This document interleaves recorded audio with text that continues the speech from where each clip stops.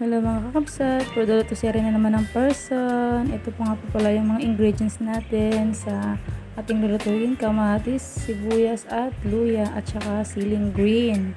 Magluluto nga po pala tayo ngayon ng kinamatisang alumahan. Ayan po yung ating isda. Hindi muna natin yan piprituhin. Magpakulo muna tayo ng tubig at ilagay na natin yung kamatis, sibuyas at luya. Pakuluan ulit nang lumabas yung kanyang aroma. At kapag yan ay kumulo na, isusunod na natin dyan yung ating isda. Prito muna tayo mga kakabsat para iwas mantika. Tsaka para makahigop na rin tayo ng sabaw. So ayan, kumulo na. Nilagyan lang natin ng pampalasa. So nabulol pa ang person. Takpan. Pagkakulo ay isunod na natin yung ating isda. Mabilis lang maluto itong isdang ito, kaya kapag mga ilang kulo lang ay pwede na nating hanguin.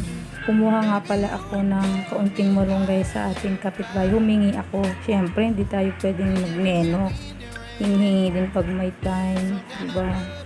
Pagbalik ko, nilagyan ko na yan ng siling green. Pagkakulo ulit ay ilagay na natin ng pampalasa ng konti yung sinigang mix para medyo maasim-asim yung ating sabaw.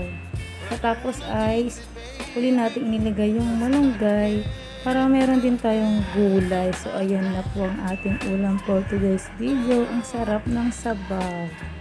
Kain po tayo. Kinamatisang alumahan. Thank you for watching. Love, love. Sarap ng sabaw nito, besh.